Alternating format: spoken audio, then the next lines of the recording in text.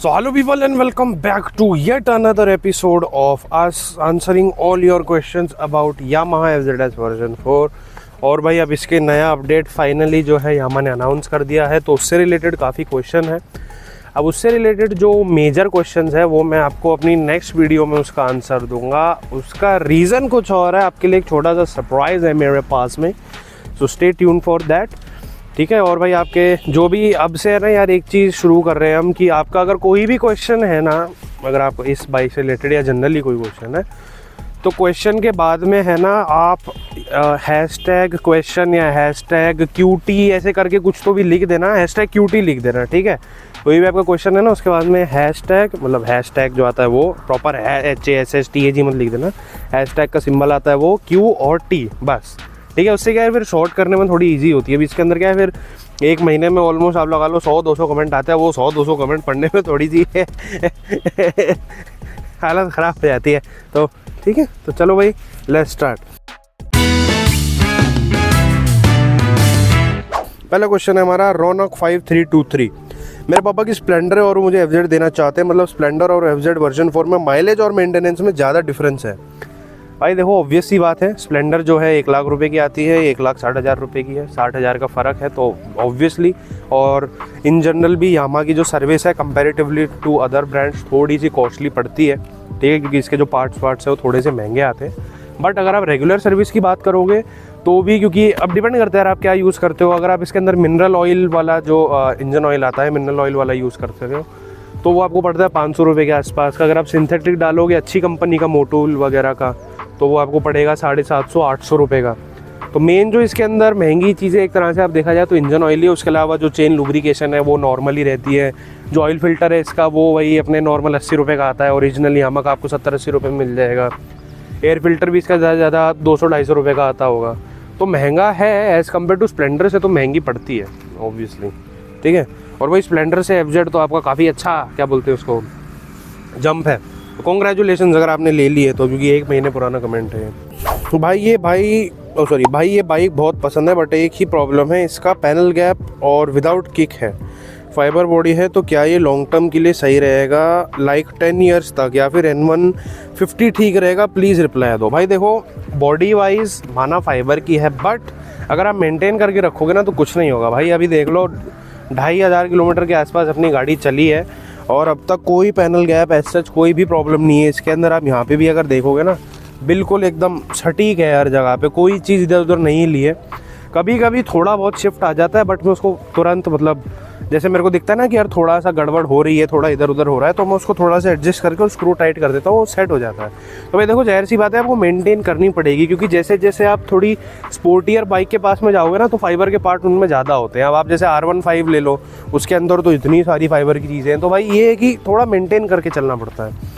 ठीक है। और लॉन्ग टर्म के हिसाब से भाई अगर N150 और इसके अंदर मैं कंपेयर करूँ तो ऑब्वियसली बात है भाई यामा ज़्यादा बेटर है in terms of longer duration, अगर आपको लंबे समय तक बाइक रखनी है तो।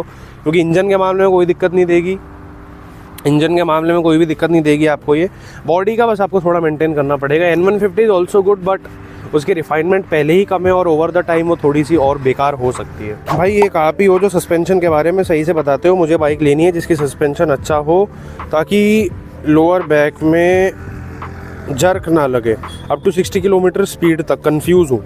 आपने अपने एक वीडियो में बताया है कि FZ 30+ की स्पीड में जर्क देती है। बजाज का शोरूम गया था कल, वहाँ पल्सर NS 160 के सस्पेंशन में नाइट्रॉक्स दिया प्लस फ्रंट USD। कौन सा बेटर है, FZ और पल्सर NS 160 और N160? मैंने इससे पहले कोई भी बजाज की बाइक नहीं चलाई है। सस्पेंशन अच्छा चाहिए, बैक में कंफर्टेबल हो, daily ride 45 kilometre plus, weekends में 100 किलोमीटर। आप तो मतलब बाइकर कम्युनिटी वाले हैं, जो मतलब वो तो खैर हम भी है, बट राइडर एक्चुअली अगर प्रॉपर। हाँ, तो वही इसका क्वेश्चन का मैं आंसर आपको ये दूंगा कि FZ भी आप ले सकते हो, बट वही है कि भाई जो NS 160 और N160 में जो रियर सस्पेंशन आता है ना, वो वाला कंफर्ट आपको इसके अंदर नहीं मिलेगा। अभी मैंने इसको इसकी सबसे लोएस्ट सेटिंग पे सेट करा रखा है, उसके बावजूद भी भाई शार्प गड्ढे में जो है थोड़ा सा जर्क देती है, बट N160 से थोड़ा सा ज़्यादा है। अगर आप बिल्कुल क्या बोलते हैं उसको, इसका सस्पेंशन बिल्कुल सॉफ्ट करा दोगे ना, जो इसके अंदर 7 स्टेप एडजस्टेबल आता है, सबसे लूज़ वाले पे भी कर दोगे, उसके बाद में भी थोड़ा जर्क देती है। ऑल दो नॉर्मल सेटिंग से काफ़ी बेटर हो गया है पहले से।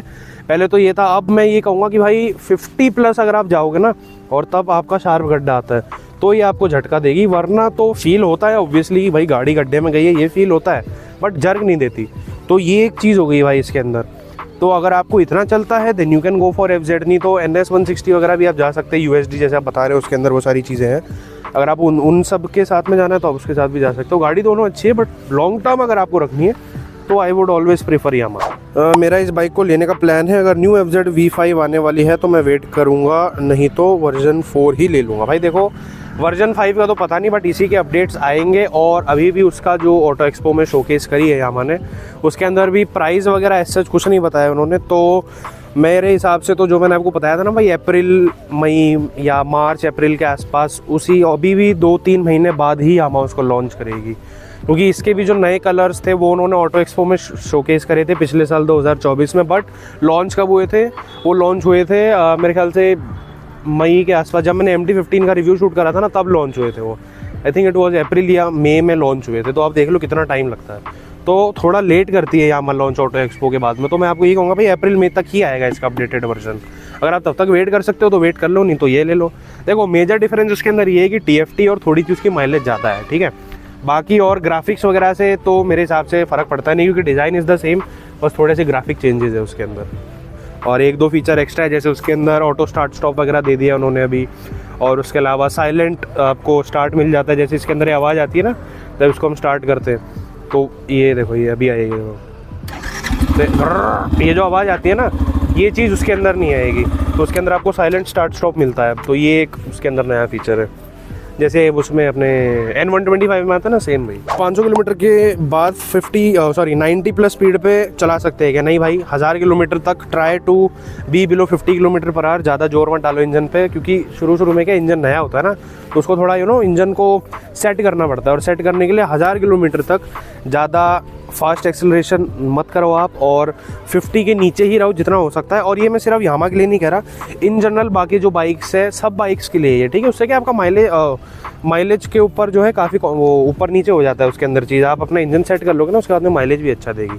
अब मेरा दोस्त है, उसने N160 ली थी, जिसकी मैंने वीडियो बनाई थी ना सबसे पहले वाली, जिसके अंदर ये नॉर्मल वाले वो आते हैं अपने फ्रंट टेलीस्कोपिक फोक्स, ठीक है।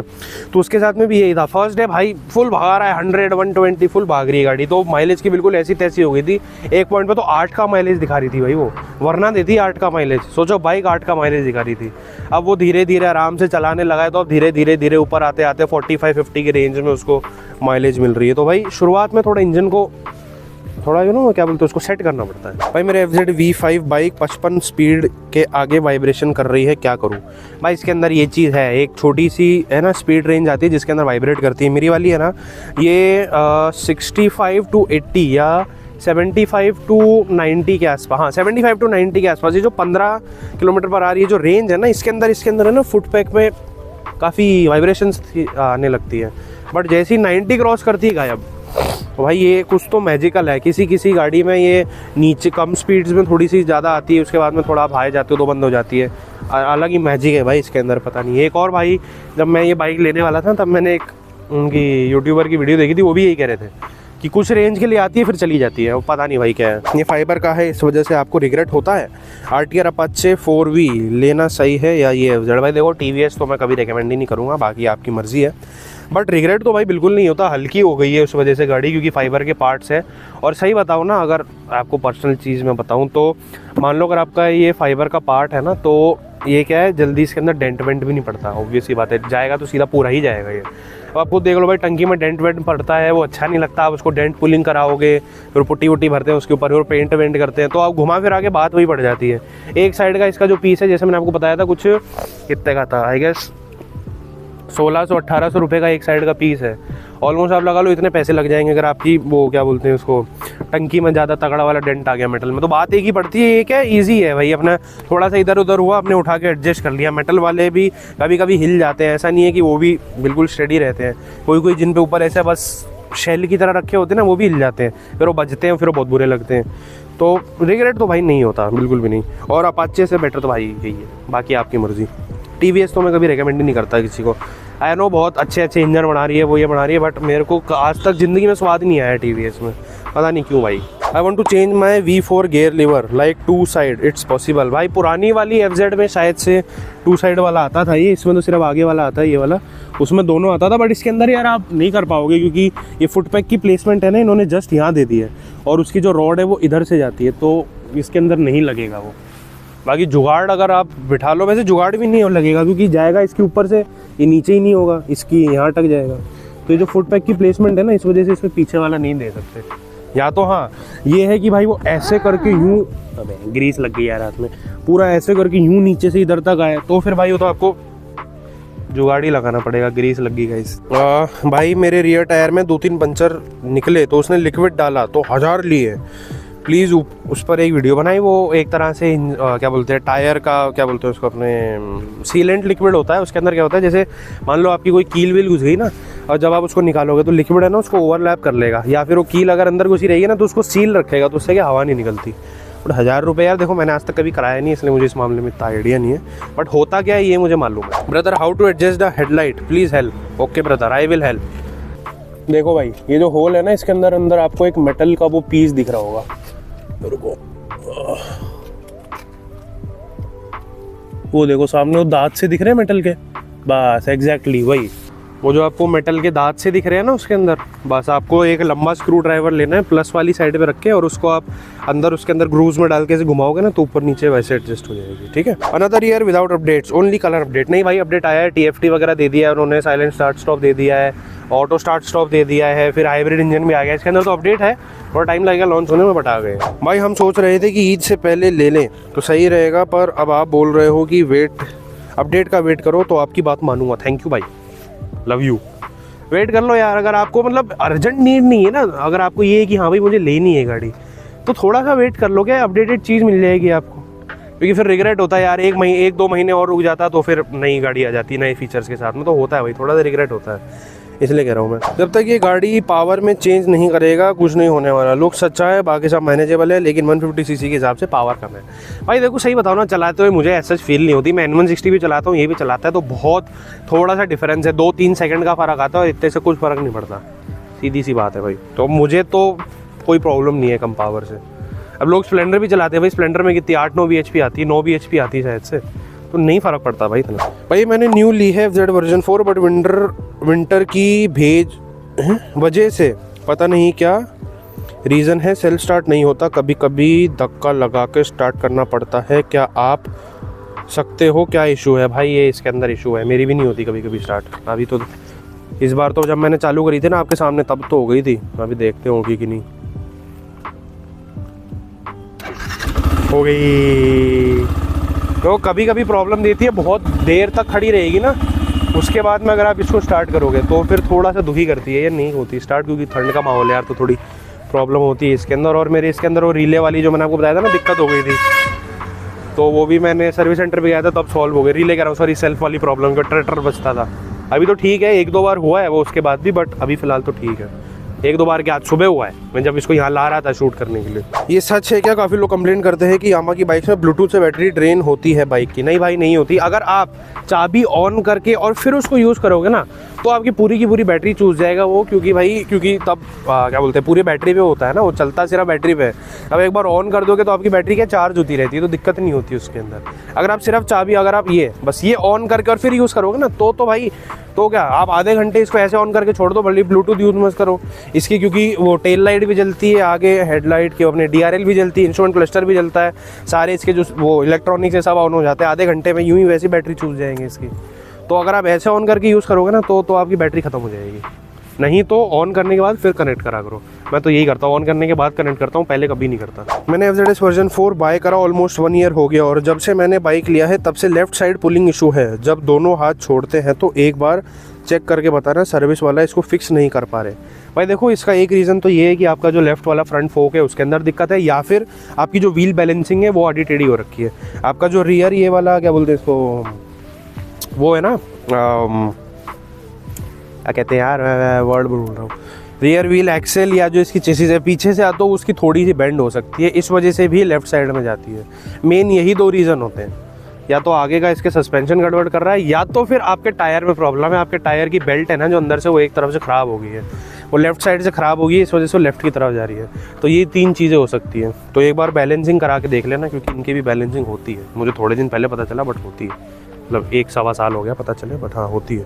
भाई सैटरडे को डिलीवरी है, डिलीवरी लेते टाइम क्या डॉक्यूमेंट्स इंपॉर्टेंट है? डीलर से मेरे घर के पहली बाइक है जो मैं खुद के पैसों से ले रहा हूँ। भाई पहले तो congratulation on new bike and very good भाई, आप खुद अपने खुद की कमाई से ले रहे हो, वेरी गुड। मेरी तरह नहीं, पापा ने दिलाई है जो, but very good, very nice. ठीक है भाई, तो डॉक्यूमेंट बेसिकली जैसे जब हम कराने गए थे तो मेरे फादर के नाम पे है गाड़ी, तो हमने तो सिर्फ जो हमारा घर है उसका बिजली का बिल लेके गए थे for address proof, and Aadhaar card लगा था फॉर नाम वाम, मतलब जो रजिस्ट्रेशन के लिए नाम लगा था। ठीक है, और अगर आपके पास में खुद का रेसिडेंस नहीं है, मान लो अब अगर आप रेंट पे रहते हो तो रेंट एग्रीमेंट की शायद से कॉपी लगती है उसके अंदर, आप ओरिजिनल एक बार लेके जाना, वो उसकी फ़ोटो कॉपी अपने पास में रख लेंगे, ओरिजिनल आपको वापस दे देंगे। और आधार कार्ड तो आपका लगेगा ही लगेगा, वो तो सबके पास में होता है आज के टाइम में। तो ऐसे करके आपकी जो इसकी रजिस्ट्रेशन हो जाएगी। बाइक एंड कार्स के रिव्यू करना चालू कर दो भाई। मैं ना एफजेड के अलावा भी रिव्यू डालता हूँ, बट मेरी ऑडियंस है ना वो देखती नहीं है, उन्हें जरा एफजेड से थोड़ा ज़्यादा प्यार है। मैं बजाज की वीडियोस डालता हूँ, कोई देखता ही नहीं है। अब गाड़ियों में क्या यार, उनको वैसे भी थोड़ा कन्विंस करना मुश्किल होता है। जो कार शोरूम्स वाले होते हैं वो कहते हैं जी शोरूम में बनाओ, शोरूम में शोर इतना होता है कि उसमें स्वाद नहीं आता। जैसे मैंने MT वगैरह की वीडियो बनाई थी तो उसके अंदर शोर हो रहा था, तो मुझे खुद मज़ा नहीं आया था उसमें, बट मजबूरी थी। फिर मैंने उनसे रिक्वेस्ट की, यार बाहर निकाल दो यार, गरीब आदमी है, थोड़ी वीडियो बना रहे हैं प्लीज़ भाई साहब, प्लीज़ है, गरीब आदमी है। तो उन्होंने बोला चलो ठीक है निकाल लो, कोई बात नहीं, इतना कर देते हैं। तो वही अब गाड़ियों में यार खैर पॉइंट वो नहीं है ना, पॉइंट ये कि आप देखते नहीं हो। आप एफजेड के अलावा मैं कुछ डालता हूँ, आप देखते ही नहीं हो उसको, इसलिए फिर मैं कहा छोड़ो भाई, बेफालतू में इधर उधर जाके रिक्वेस्ट क्या करनी लोगों से, जब देखना ही नहीं तो फिर व्हाट इज़ द पॉइंट, है कि नहीं। मेरे दोस्त का एक है जिसमें 3 इंसान बैठ जाने के बाद जब भी स्पीड ब्रेकर के ऊपर से क्रॉस करता है तो सीट सस्पेंशन नीचे लगता है टायर पे। टायर पे भाई साहब इतनी टायर पे तो नहीं लग सकता यार, ये टायर कहाँ है? टायर से पहले तो ये इसी पे टच हो जाएगा। नहीं वो आपको फील होता होगा ऐसा, क्योंकि अब तेज़ उससे लेके जाओगे तो पूरी नीचे जाएगी ना गाड़ी, तो सस्पेंशन जो है ना वो पूरा बंद हो जाता है, ऐसे पूरा बंद हो जाता है तो झटका लगता है उसके अंदर। इस वजह से आपको ऐसा फील होता है कि टायर पे टच होता है। भाई टायर पे टच होता है मतलब फिर तो आपकी चेसिस टूटने वाली है थोड़े दिनों में,